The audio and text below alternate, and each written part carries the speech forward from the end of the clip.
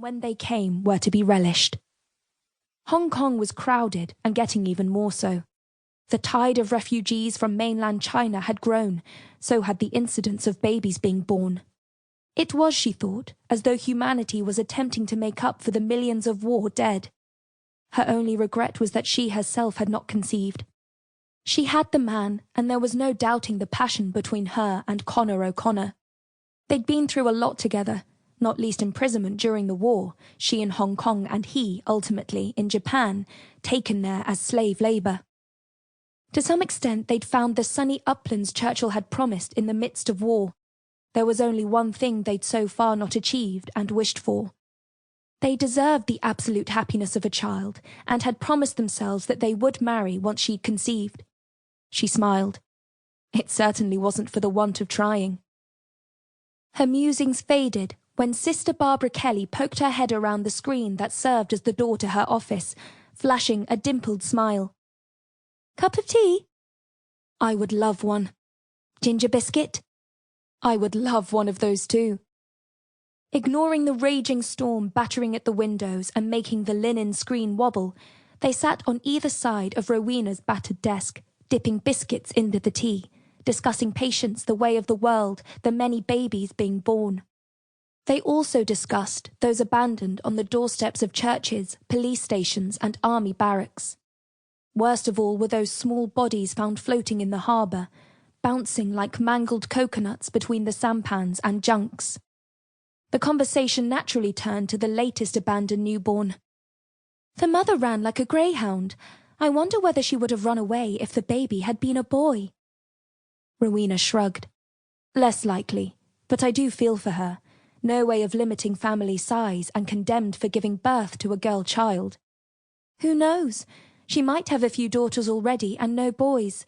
People do keep trying for what they really want. Sad, though." Rowena sighed and held her hand to her brow. "Sad indeed. Sometimes I feel totally helpless." Barbara shook her head, the corners of her lips downturned. "It's a very sad state of affairs, but what can we do? And so many reasons. Women with too many mouths to feed. Single women, their reputation's ruined if it becomes common knowledge that they're pregnant, even if they've been raped. Then there are those who miscarry a malformed child." She shrugged. "That's the way it is. There really is nothing we can do about it." Rowena frowned at her teacup and shook her head. At this moment, not much, but who knows what the future holds? Science is continually unlocking more and more of Mother Nature's secrets. Things will change, perhaps not in our lifetime.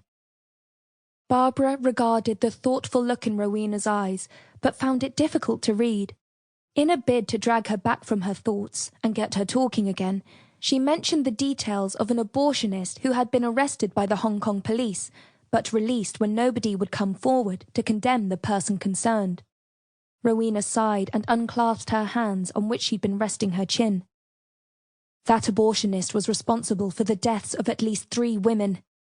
Whoever does that kind of thing is a criminal. Abortion will always be illegal, and that's the way it should stay. That's what I think anyway. Get married first and all will be well. And if not, be careful. It's the only advice we can give," said Barbara, eyeing the last ginger biscuit, which had obligingly broken into 2 halves. She reached out and took the largest piece.